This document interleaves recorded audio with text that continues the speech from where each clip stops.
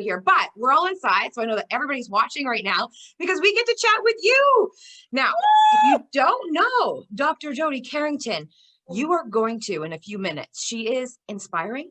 She is kick-ass. She is passionate. She is compassionate. And she is headlining RELIT 2020. And she's going to kick some serious ass. Jody, you. And I got huge boobs because I'm still on holidays and I ate a family-sized pack of Gobstoppers yesterday. Are those candies? Yes. They're like little jawbreakers. And I decided today I was going to get dressed up because I haven't had makeup on for almost 3 weeks. So I tried to put the shirt on, the only dressy shirt that I packed. And I had some trouble getting the girls into her. And then I looked over at my son and he said to me, "Whoa! You got makeup on today. I haven't seen you look like that for some." Like, okay, everybody, don't worry about it. Okay, it's fine. The girls are good. Let the girls breathe. Good Lord, we give too much constraint to the girls some days. It's fine. It's totally fine. It's totally fine. Anyway, thank you. I'm so excited to be here. As I don't know if the world knows this yet, Des, but we're new best friends. Mm-hmm. We are going to change the world together. The Hive has become our home for the last couple of months. Our people love you. Your people love us. It's just been this beautiful match made in heaven, and you're local and to us. And this making of RELIT is a whole new thing for me. As you know, I know a little bit about psychology. I know nothing about videography and taping shit and doing all these things. And you're just making magic happen behind the scenes. And we couldn't be happier. You know what? It has been so much fun and a huge learning curve on our side as well. Just trying to figure out this whole idea of how the heck this whole virtual world works and to bring people in. And then, you know, as we do this, I'm like, well, I got to know a little bit more about this Dr. Jody Carrington. So I'm listening to your audiobook because you know what? I fall asleep reading. It's not you or the author. I just, you know, when you sit, if I sit, problems happen. Sit down and out. Like I'm the lady who could sit on the floor. Don't do that. No sitting. So it has been an exciting adventure and I'm so excited. It's only 3 weeks away, a little bit less than that now. And tell people what is RELIT? Okay, so I'll tell you what. So I'm a child psychologist and I'm not a huge fan of kids. I got my PhD really in police psychology to start with. So I have a huge background in trauma and relationship, and I've done a lot of marital work, particularly with police officers. And then I did a rotation with kids, and I realized we know even less about kids and trauma than we know about adults and trauma. And so I did my first real job was on a locked psychiatric inpatient unit for kids at the Alberta Children's Hospital, where I worked for 10 years. And those babies and families taught me so much about the importance of relationship and connection. And this number one thing that has stuck with me since that time, if the big people aren't okay, the little people don't stand a chance. And after we had our own personal children, so I landed a husband late because anyways, through all kinds of things, when you're a small town Ukrainian girl, you're supposed to get married right out of the hatch. And I didn't get that done. So it took me a while. Didn't do it by 19? No. No kids by 23? Come on. I had a PhD and they were like, "Oh, she's smart, but she don't got a husband." Mm-hmm. So then I had to get one. So I got one. And nice guy. He got a PhD, but he's he's a farmer. And so he says to me, let's get these kids on the ground because we need children. And I said, "You're right." So we got one. And then that was I had I thought I knew everything. I don't know if you know this, but I was a much better parent when I didn't have children. Yeah. And I was a much better child psychologist when I didn't have children too, I must say. And then because we were old, he said, let's get another one right away. And I said, yes, 10-4. So then we got twins. Of course, why not? At 38 on this 5-foot fuck all Ukrainian chassis, I had twins on board, which has done wonders for the midsection. And then, so we had 3 kids under 2. I'm not a fan of children and I was having a break. And so my husband said, you know what, let's move closer to my mother. That'll help. So we wake up in Old. And what happened, that's where we live now in Olds, Alberta, Canada. And all I wanted to do was do a small private practice. But I started to consult with school divisions in the area, and particularly the tough kids, because after 10 years on a Lux psychiatric inpatient unit, there wasn't much that scared me. I love the kickers, the hitters, the biters, the ones that everybody really struggles with, right? So I ended up in a lot of rural schools saying, okay, tell me about this guy. What is your biggest worry about him? And there would be lots of stories about, oh my gosh, this is the worst, babe we've ever seen. We're really worried about him. He draws guns and bombs and spits and kicks. And I was like, yeah, let's dance. Let me in there. And so the more we started talking about that, then I started, they would say, hey, would you speak to our school? Would you speak to our principals? Would you speak to superintendents? And I said, yeah. So over the last 4 years, we've just really developed this platform around speaking about emotional dysregulation in kids, and mostly the importance of the people who hold them. And so I ended up writing a book about it. It's called Kids These Days, for teachers. Answer, kids aren't the problem. And we started to, somebody told me this one time, there's a big difference between being motivational and being transformational. You can stand on a stage and be motivational, but if you really want to change the world, you need a plan. And a plan means I'm not just going to pump you up. I have a plan for when I leave. If you want to stay connected, that's how you build a community. That's how you build a movement.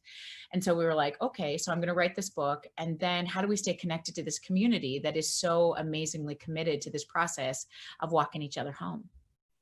So I started RELIT 3 years ago, and it basically, we started in Red Deer in this, because I'm a big deal in central Alberta. Huge. For sure. Like Stettler, huge. Massive. Anywhere outside of that, though, they're like, who, anyway, it's fine. And so we did this Red Deer piece. We sold it out the first year, 173 teachers I counted. And then last year, it grew exponentially. We had 600 educators in one room, and we sold that out right away. So this year we decided we were going to do it on a bigger venue. We're going to do 3 different spots, one in Edmonton, one in Calgary, and one in Regina. And then the COVID put the brakes on everything, as it has for everybody in the world. So we canceled them and said, let's do this RELIT thing virtually. I don't know what that's going to look like. We can do a Zoom call. And then we met Des Malenka. Then we met the crew from the Hive. Then I had done a spot on CTV once, just like, we felt really lucky to get there. And so, I had spoke to a couple of your previous colleagues, Carrie Dahl and I connected. And I was like, hey, do you know anybody who could help us make this event sort of more reachable to our community? We are now growing this platform around like Canada, dare I say North America. We got 1 follower in Australia. How can we start to, build this community globally? And people are like, hey, do you remember Des Malenka? And I was like, on CTV to Des Malenka, who was from the CTV news anchor. Yet I know her. So then we connected and fell in love. And we've basically, this is what you said to me, and you probably remember this, but you said to me, I said, I want somebody who kind of can guide us through this process. Like, do you know what you're doing? And she's like, here, this is what you said to me. You said, I promise you that we are the best when it comes to production. I can promise you that we will be the best when it comes to virtual production. Right now, we don't have a fucking idea. But by the time RELIT comes, we will know. And I was like, you're my girl. That's how we do it. We build ships in the air like Teddy Ruxpin. You do not have... Right? Not the plane in the air. That's too close to reality. You build a ship and you put that bitch in the air and hope she flies. And that's essentially what we've done with RELIT 2020.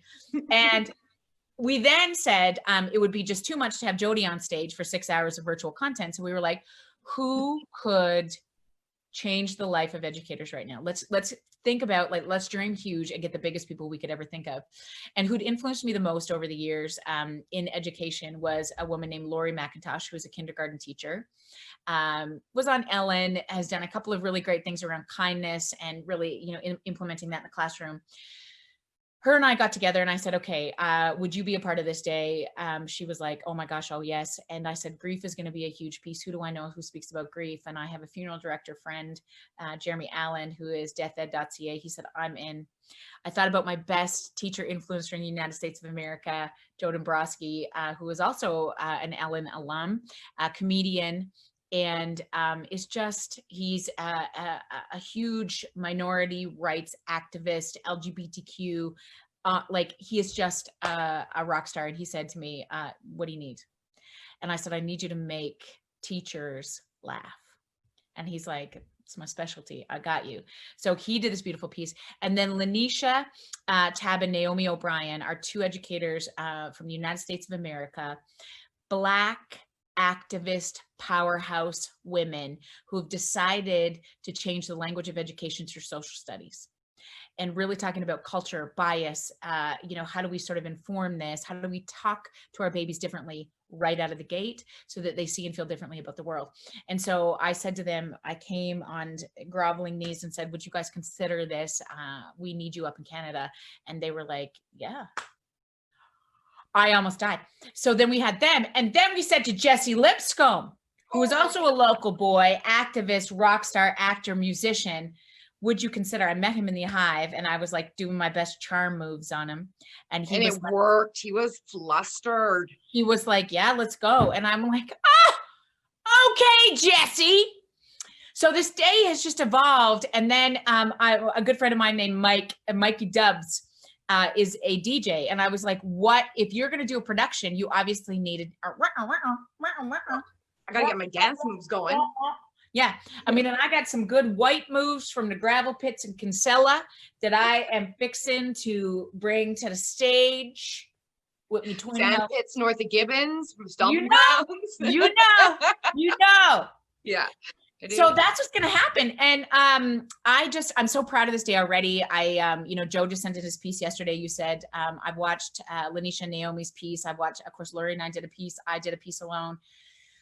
I really want it to be a place where educators, parents can sink in, particularly educators can sink in. We're going to make a huge announcement at the end of the day about our plans to follow up, because again, I don't want to just be motivational. I want to be transformational. So what are the plans after? So it's really just this whole community that we're going to kick off from a global perspective on August 22nd, right out of the Hive. Obviously. You know what? I have to say this. I am not a teacher. I learned very quickly in our homeschooling few months there that I do not ever want to be a teacher, nor am I qualified. And I have listened to these speakers. That's the beauty of doing the production side, getting everything ready and listening to who they are. And this is relevant on so many levels for so many different people. I was crying, I laughed, and I was like, I can't tell anybody about this right now. They got to see RELIT. And it is so good. And there is joy on levels. Lori she is joy just to look at, because she believes in everything she's saying and doing with a passion and a power that you don't see very often. Yeah.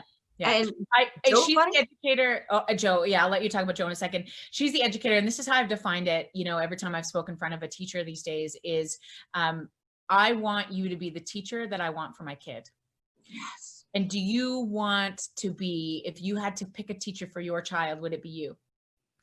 And I think that's what it all comes down to, is this idea of you're good enough, just show up with your relationship. You don't need to know how to run a whiteboard and whether you should be wearing masks or not. Nobody apparently has nope about what is going on with the curriculum, let alone the mother packing mask deal. But again, we're only going to be okay. These babies are only going to be okay when we drop our shoulders and say, we're in this together, right? We've survived it up to now. We will survive this, and we'll do it so much better when we recognize this idea. We got to bring our brave into this season. And what does that look like? That's the bring your brave, and listening to the people and knowing the messaging behind it. You are getting people to bring their brave on so many different levels. It's going to be so good. I am absolutely thrilled to be a part of it, and so thrilled to watch it all come together and see these people start lifting each other up. Like it's going to be a game changer. And I've got the giggles going on in my head too, and thinking about the masks. So funny side story, and I'm going to send you a picture. My dad ordered masks for all of us, and they like cover from here to here. And they go over and they like Velcro strap up the back. And so I walked around going, I am your mother. You need one of these. They're good. They're good for a Sounds like a straitjacket mask. Oh my gosh. Wow. I can't wait. Yeah, I got one with your name on it. Oh, very fun. Very fun. I know we got to talk about masks too. You and I just briefly talked about that. I think that's brilliant. Part like mullet masks, right? Nice, gentle on the outside. You've got this, bring your brave, you're amazing, and like fuck you on the inside. Exactly. Are we allowed to swear in your life? I should have asked that. Oh, of course. I swear all the time. That was part of the first time, because you were like, oh, you're Death Malenka CTV. I was like, oh my God, I'm talking to Dr. fucking Carrington. I don't, And she swears and she's allowed to, and she doesn't get mad when I do it. And yeah, like it's been so great. And that's the connection you have. And that's what's exciting, that yes, you're reaching educators right now, but you're the messaging and your coffee mates on Wednesday mornings and Sunday evenings. It's just a community that is growing. And so watch out, Central Alberta. You're going to have to start sharing a little more, I think. Oh, yeah, no, it's been so fun. And I just talked, I don't even think I told you this, but I just spoke to Lanisha and Naomi this morning. So one's in Indiana, but they're going to join me Sunday night. Lanisha and I are going to do Sunday Night Live this Sunday. And Naomi and I are going to do Sunday Night Live next Sunday. So I do this, as you know, on my Facebook, similar to how you go live. I go live every Sunday night at 8 Mountain. And so I'm going to bring them on and talk a little bit about what it's been like in the States and, you know, how they're feeling about stepping back in. And I just want to get on as many people as I can to sort of get the sense of like, okay, what's the temperature? Because I think that, you know, we start to regulate a little bit when we realize we're not alone in this, that everybody doesn't, you know, have a plan all across, not just in, you know, our province, but certainly, you know, across North America, across the world. I mean, Australia's been back. We have Catherine Williams, who is a moderator on our Facebook page. And she's like, we've been back in and we've been going slow, and, you know, there's all kinds of challenges, but it's working. And so I think there's a lot of those things that, you know, we can slowly learn from and understand that we may very well take a step back. So how do we prep for that? Right. And how do we hold the pieces together? I mean, if I were to told you this time last year that hang on, in March, everything's going to stop. In March, we are going to do a 180. Everybody's going to be at home. You're going to have to school from home. You're going to have to learn how to virtually teach kids. You're going to have to come up with a brand new curriculum, try to get them engaged, try to worry about kids who aren't there, try to get technology in place. That's what you're going to have to do this year. If I were going to tell you that last year, you'd have been like, we are losing our minds. We cannot do that. That is impossible. And somehow, some way, 48 hours, they were teaching online, which is amazing and not fair and not okay and all those things. But for me, I think the biggest issue right now, Des, is really to continue to have this discussion around the ramifications around mental health. Because a lot of the research that's coming out right now, particularly, there was a big study out of Toronto that was just discussed yesterday, talking about women in particular and minorities, which will suffer the most, but it is the massive increase. And I mean, this is how scientific this report is. 58 to 122% increase in mental health concerns to physicians are fixing to happen in the next little bit. And you know, part of my concern is that this isn't going to be an answer, that a virus is, you know, going to take us down, or a vaccine is going to fix it, or an SSRI is going to fix it, an anti-anxiety or an antidepressant med. This is all about connection. This is all about how do we reconnect in a time where it's really scary. You know, I just went down for breakfast this morning. We're in a hotel today at the end of our vacation. And of course, there's only 5 people here, everybody's got masks.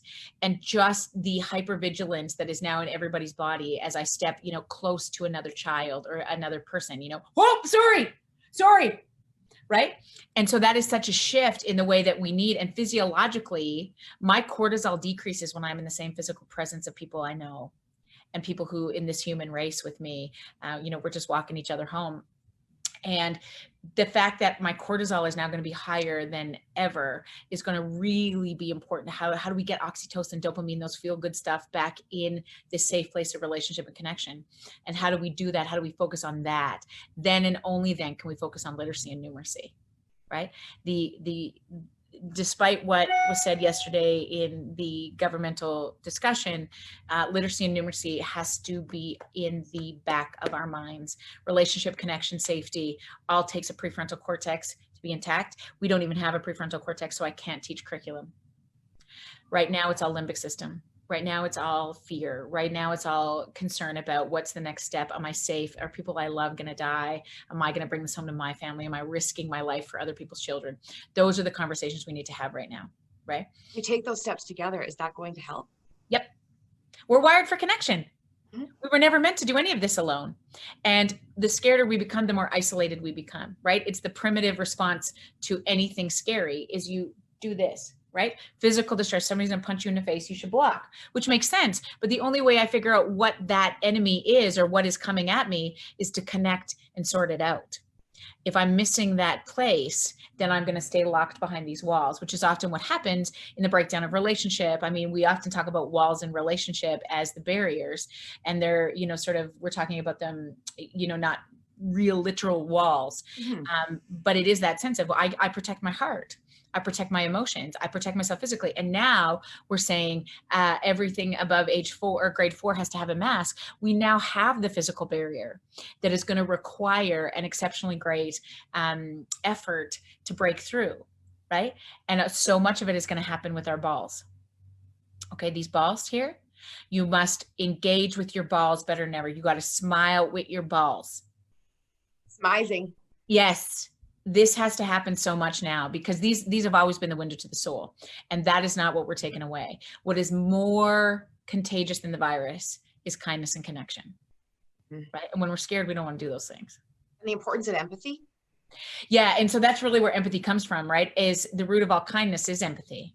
I will be kind to you when I can take a moment and step in your shoes. Instead of when I look at you and understand why you're not wearing a mask and I'm very like, hey, like this, or you're walking too close to people, the corona cops, you know, those ones. Mm-hmm. When we slow it down a little bit, right? Everybody's got a story that'll bust your heart, right? She has an asthma attack. She has a panic attack when she puts that on. Okay. When I understand that, then I have much more empathy, right? When I understand why this mama doesn't want to send her baby to school because she has immunocompromised mom, dad, you know, she's pregnant. We don't know that. Like all of these things, my empathy, my kindness is paved with empathy. Empathy means suspending judgment temporarily. You may very well be right. Maybe he's being an asshole and doesn't want to put his mask on. You might be right. But my quickest way is to suspend judgment temporarily and step into their shoes. Try to wonder why. What's going on? Tell me more. And that empathy is what we lose when we're scared.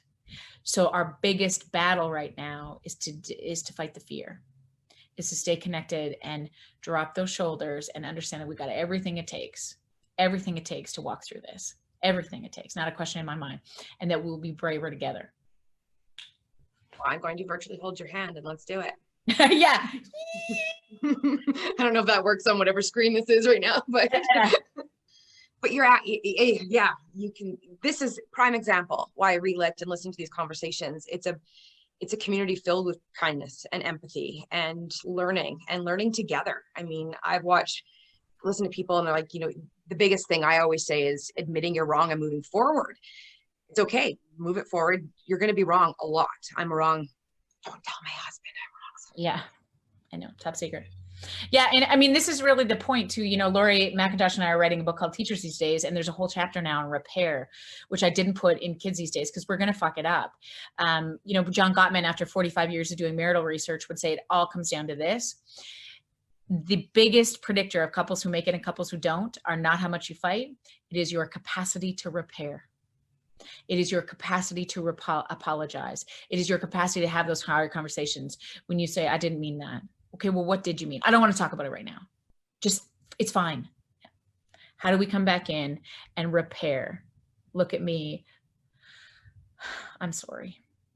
Saying those words, doing that. And this is fundamentally important to healthy teams, fundamentally important to healthy marriages, parent-child relationships. How many times we apologize to our kids is so important because the only way you can apologize to somebody else is when you've received it first.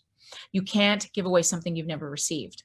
So one of the trickiest things that we've said, and we've just been locked in a car with our children for the last 3 weeks on holidays, which has been such a gift.